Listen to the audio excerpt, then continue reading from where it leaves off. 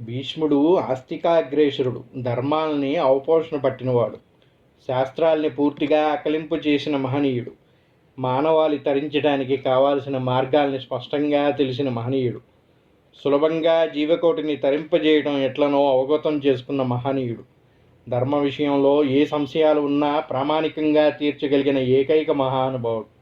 ఆయన దేహం నుండి నిష్క్రమించే సమయం ఆసన్నమవుతున్నది. ఆయన అస్తమిస్తే లోకంలో ధర్మ సంశయాల్ని తీర్చే వ్యక్తులే ఉండరు. కనుక మీరందరూ కూడా ఆయన్ని దర్శనం చేసుకొని అతి సూక్ష్మమైన విషయాలన్నీ తెలుసుకుందరు కానీ పదండి అని చెప్పారంట. పాండవుల గురించి తెలుసు కదండి. శ్రీకృష్ణుడు ఏది ఆదేశిస్తే అది చేయటమే తప్ప ఎదురు ప్రశ్నించేవారు కాదు. ఏ విధంగా అయితే శ్రీకృష్ణుడు చెప్పారో అదేవిధంగా అందరూ పాండవులు కూడా బయలుదేరారంట. పాండవులందరూ కూడా శ్రీకృష్ణుడితోటి కూడి